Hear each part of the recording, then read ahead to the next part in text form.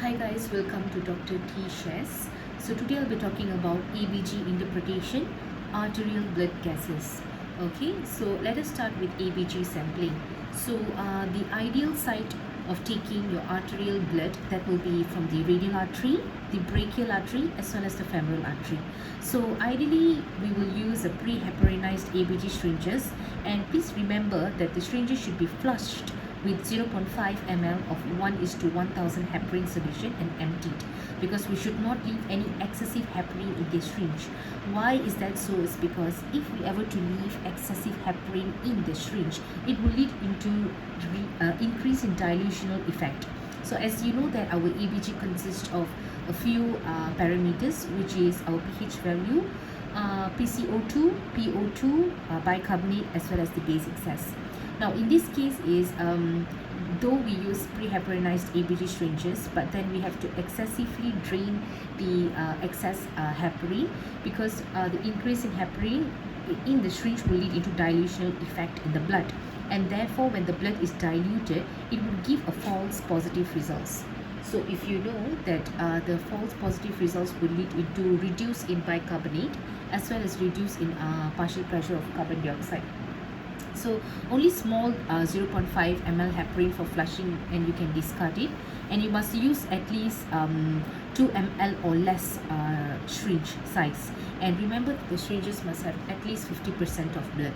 Right now, next, please ensure that the syringe is also free of air bubbles, because the syringe, if it has contact with air bubbles, it will also give you a false results. So as you know that the air bubble has partial pressure of oxygen of 150 mm per mercury, and the PCO2 is 0 mm per mercury. So as you know that it gives a higher oxygen partial pressure, as well for the carbon dioxide it is showing a very low, which means zero. There is no there is a very low carbon dioxide level. So therefore remember, if the air bubble is trapped together with the blood, then it gives you an extremely high partial pressure of oxygen and an extremely low partial carbon pressure of carbon dioxide. All right, so therefore you have to make sure that the air bubbles are not in contact with the blood.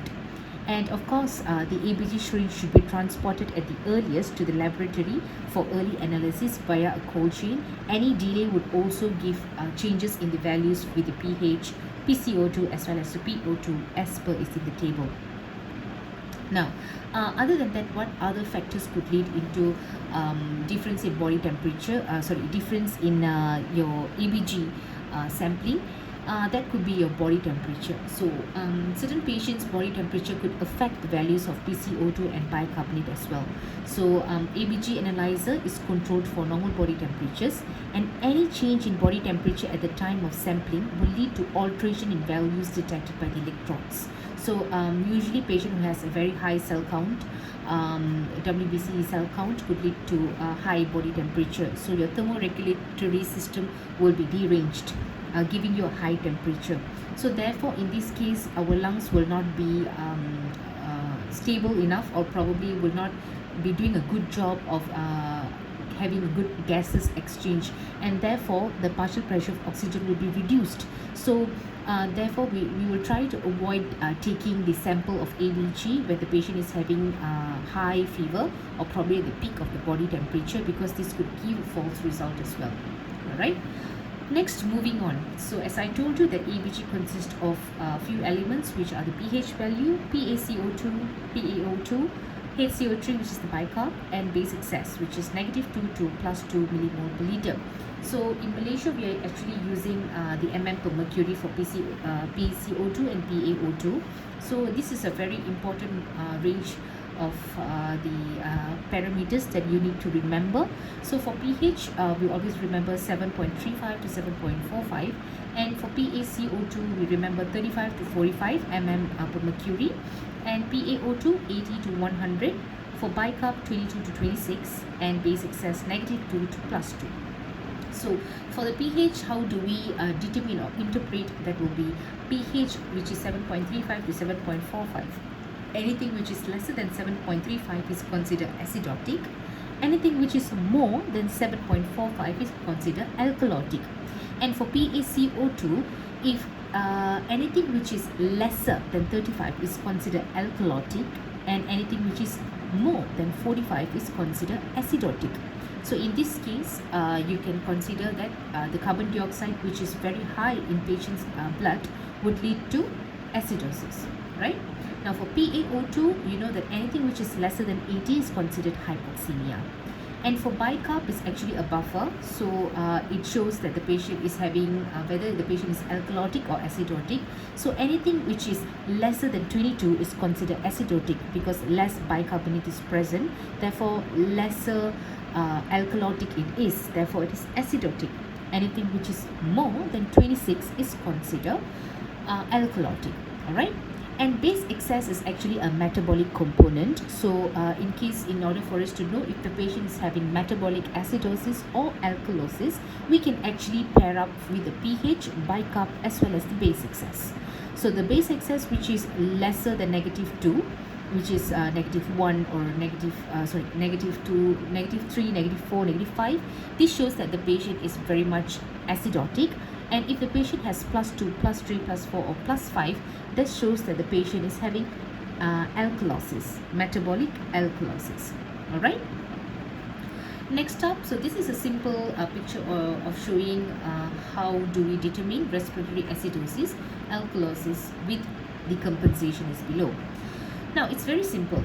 We usually remember the mnemonic called ROME, R-O-M-E. So R stands for respiration, O is opposite. So usually for respiratory component, to identify if the patient is having acidosis or alkalosis, we will usually look at the pH and the carbon dioxide partial pressure. All right. So the pH and the carbon dioxide partial pressure. So in case of respiratory, the pH, if it's less, which is low, is considered acidotic. So to pair up with pH, the carbon dioxide should be high, and therefore this would show respiratory acidosis.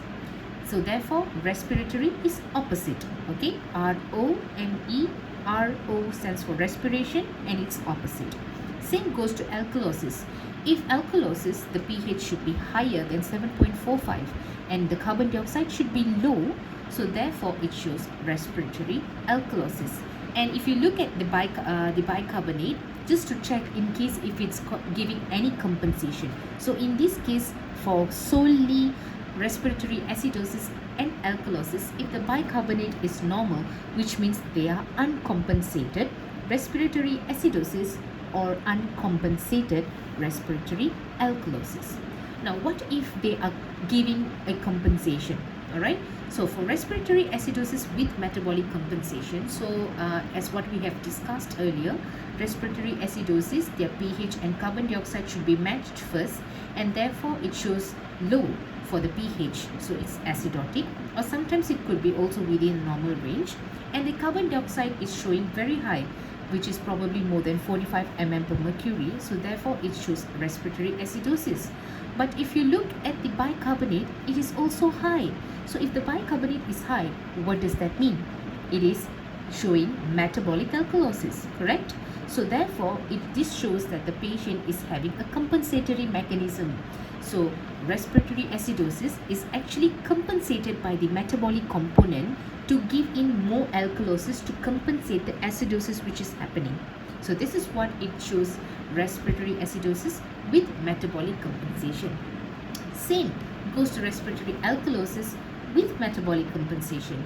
So respiratory alkalosis is defined as pH which is more than 7.45, and for the carbon dioxide it's less. So therefore it's respiratory alkalosis. But if we look at the bicarb, it is showing that the bicarbonate is very low, so therefore it is showing metabolic acidosis.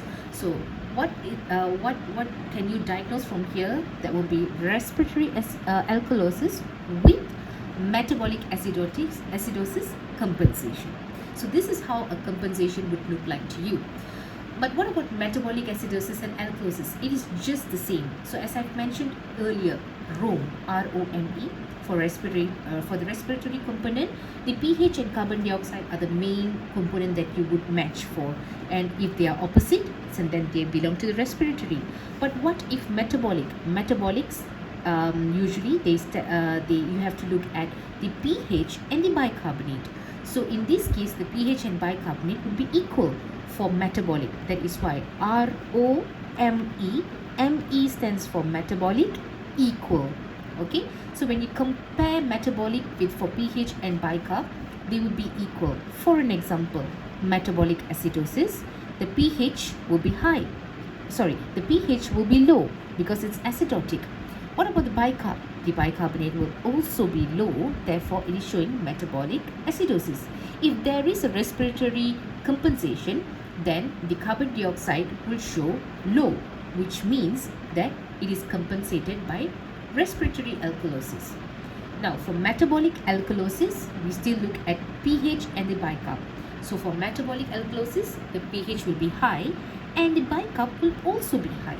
So if the bicarb and the pH is equally high, then this is metabolic alkalosis. If let's say there is a compensation, it will always be from the opposite component, which is the respiratory acidosis. So metabolic alkalosis with a respiratory acidosis will show a high carbon dioxide. So therefore, this will show you a compensation which is happening in the metabolic component. Alright, now let's go to the next. So there are 6 easy steps to analyze ABG. For an example, we have the first thing is the pH, whether is it out of range, whether is it acidotic or alkalotic. Secondly, to check if the PCO2 is normal, whether is it acidotic or alkalotic. Thirdly, you would go for the bicarbonate to check if it is in excess or not. And then next, what we have to do is to match with the pH, whether the pH is matchable with PCO2 or if the pH is matchable with the bicarbonate. Alright, so let's say if this pH is matchable with PCO2, then this belongs to the respiratory component. But if the pH is matchable with bicarbonate, then this shows that it is metabolic component, right? And fifth is what I've said, PCO2 or bicarb is actually opposite to the direction of pH, so we just need to do the matchy job here. And lastly, please do not forget your PO2, because this will show if the patient is having hypoxemia or not. So these are very important, right? Next up, we have to also calculate the anion gap, because in cases like metabolic acidosis, they tend to have with high anion gap or even with a low anion gap. So how do we calculate the anion gap? Is through the major cations minus the major anions. So we have the sodium, the potassium, we add up together, they are the cations, and you have to minus with chloride plus bicarb value, okay, which are the major anions. So once when you have done this, you will receive a value which is normal range should be 10 to 15 MEq per liter, and anything which is more than 15 will be considered as high anion gap, and anything which is lesser than 10 will be considered as the low anion gap. Alright. Okay, so for the compensation, as I told you, it occurs to maintain acid-base balance. So as I told you previously, respiratory acidosis can be compensated depending on the results. It can be compensated by metabolic component, and for metabolic, it will be compensated by the respiratory component. So compensation will always be from the opposite system, and if the pH remains abnormal, this shows that the compensation is partial, which means they have not achieved complete compensation. Probably the patient is having respiratory acidosis, and if you notice that the bicarb is actually very high, showing a compensation from the metabolic component, showing metabolic alkalosis. However, if you notice the pH is still abnormal. In this case, you will diagnose it as partial respiratory acidosis with metabolic alkalosis compensation. Alright, so this is how we diagnose it. But what if the pH returns to normal? So if the pH returns to normal, the compensation is considered complete. So therefore, it will be a complete respiratory acidosis compensation, or a full compensated respiratory acidosis. So basically, this is how we diagnose partial and complete compensation. Okay, I hope that we are clear. Now let's do a few cases. So if we look at this, pH is 7.27. So this is showing that the pH is acidotic, right? Because normal value is 7.35 to 7.45. Look at the carbon dioxide. The carbon dioxide is actually very high. Normal value is 35 to 45, but this is 53. So what does it show? We'll try to match with pH and CO2. This is probably showing us a respiratory acidosis. But then let's not stop there again. Try to look at the partial pressure of oxygen. It's 50. Normally should be 80 to 100. Therefore, there is already hypoxemia, and this matches with the oxygen saturation, which is 79%. Normally should be 95% and above at room air temperature. And if you look at the bicarbonate is still within the normal range, which is 22 to 26, and this is 24. So therefore, this is an uncompensated respiratory acidosis, right? Because if you look at the bicarb, it is normal, so there is no any compensation taking place. So it is uncompensated respiratory acidosis with hypoxemia. So we can suspect that this patient is having acute respiratory disorder. All right. Now let's go to case 2. So in this case 2 7.52, which is actually a high pH value. So this is very much to alkalosis. If you look at the carbon dioxide is lesser than 35 mm per mercury. So probably this could be respiratory alkalosis. But then if you look at the PO2 and O2, it's normal. There is no any hypoxemia happening. What about the bicarb? The bicarb is still within normal range, 22 to 26. So therefore, this is an uncompensated respiratory alkalosis. Okay, probably the patient could have been having any GI losses such as excessive diarrhea or vomiting. So this could lead to uncompensated respiratory alkalosis. So the patient sorry. This is about respiratory alkalosis. So probably the patient could be hyperventilating. Metabolic alkalosis will be due to GI losses, right? I'm sorry for the wrong information there. Okay. Now let's move on to the case 3. So case 3, if you look at the pH value is 7.18, which is very low. So this is acidotic. If you look at the carbon dioxide is approaching the upper limit of the limit of partial pressure, which is towards 45. The PO2 is 92, which is still considered normal. The O2 set is 95 and HCO3 is 16. So if you look at this, the pH and the bicarb is sort of matchy. So you have a very low low acidotic pH value, and the bicarb is less. Therefore, this is showing metabolic acidosis. But if you look at the compensation, probably they are not really compensated. Okay, even though it's approaching but still within the normal range. So it's an uncompensated metabolic acidosis. And this is very common in cases of DKA. But then again, it could be common in other salicylic poisoning, paraldehyde poisoning, and even in ethanol poisoning and things like that, right? So these are the normal case of DKA in this patient, right? Now next up, let's move to case 4. In case 4, we have pH value of 7.6, which is quite high, so it's alkalotic. The carbon dioxide, it is still within normal range. PO2 within normal range, O2 set is within normal range, and the bicarb is 35, so it is, which is high.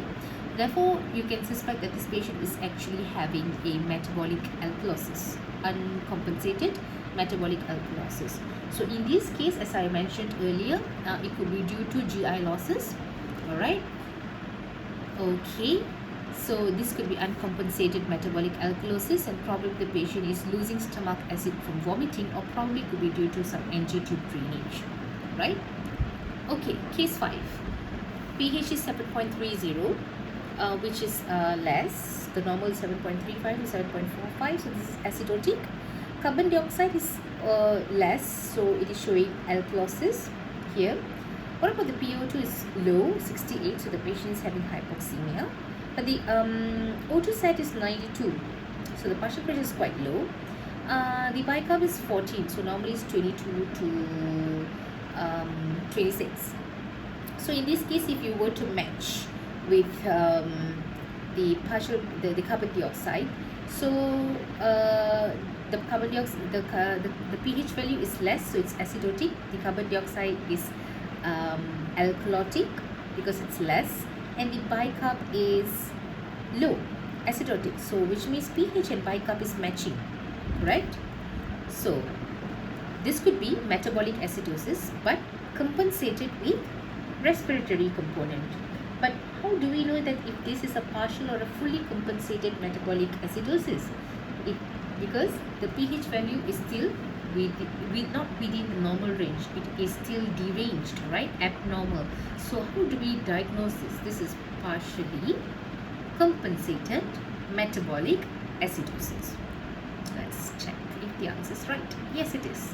Partially compensated metabolic acidosis, and yes, with hypoxemia. Alright.